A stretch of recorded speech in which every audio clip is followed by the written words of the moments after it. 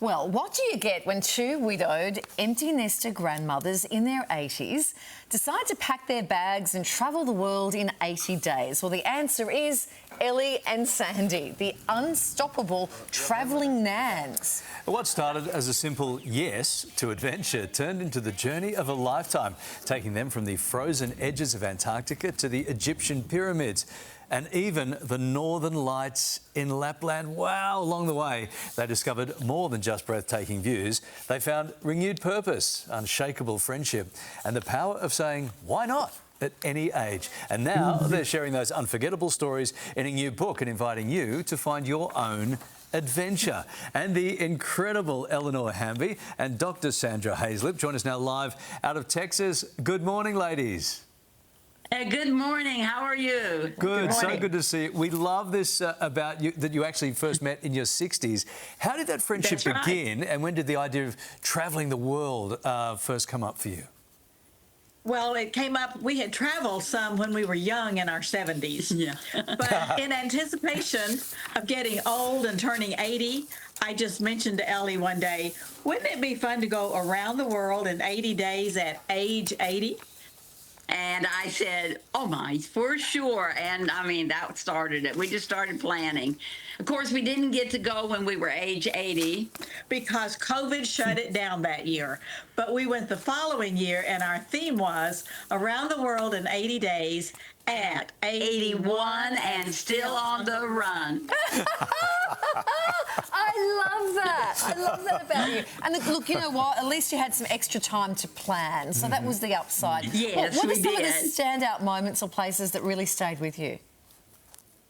Oh, well, actually, we loved every place. And one of the things we did love was the people that we met. And really, you know, we've had some great times in Australia. Of course, I'm a swimmer, love the Great Barrier Reef. It was not my first time. I'd been there before. And then, Sandy, what did we see that you really liked? Well, I absolutely loved Bali, the beautiful gardens of Bali and all of that. It was a real cross, which I liked more, Bali or the Northern Lights in the Arctic Circle. Do you always get along, or have you landed in some places and thought, we got to get out of here now? No, we do get along, don't we? We do. We are some alike and very different in other ways. But Ellie is very adventuresome, and I let her do her adventures. And sometimes I drink a cup of coffee. Yes, but we realize we just have to give each other space, but we have the same basic love of humanity, the belief in the goodness of humanity, and really we don't get upset when a problem comes up our way. We just kind of we'll figure it out, and so that type of our personality has just worked great for us. I can tell. So tell us about your new book. It captures so many of these moments beautifully. Gee, you're busy. You're off travelling the world. You're writing books. What do you hope readers will take away from it? Oh, well, one of the things that we hope that the readers will take away from it is that this world is a great, big, beautiful world, and it is full of the most wonderful people. We believe in the goodness of humanity, and we just need to open our arms and our hearts to people that cross our paths and just get out there. And what do we say to people? Get up out of your easy chair, step out of your comfort zone, make a list of things to do, and live. Oh, that's such good advice. All right, so beautiful. 80 at 81. What you got to do 90 at 90. What are you going to do for 100 different places when you're 100? You all setting up for that? Oh, we're thinking about that. You know, we did. Then after we did that, we went to South America, and our theme was We are 82 and we're not through. Then we went to Oceania this year in March and April, and it was We are 83 with more to see. So there's no stopping us as long as we have a slogan. Love that. Oh, I love the slogan. There's this, a portion of the proceeds from the book are going to a special cause. Did you want to tell us about that cause? Yes, that is Zambia Medical Mission, because Sandy and I met in the bush in Africa, in the country of Zambia, on a medical mission. I direct the medical mission. Sandy's one of the doctors.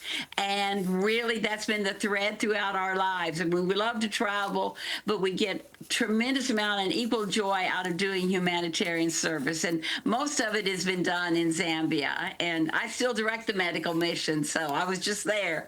But that's what that will do to help medical work.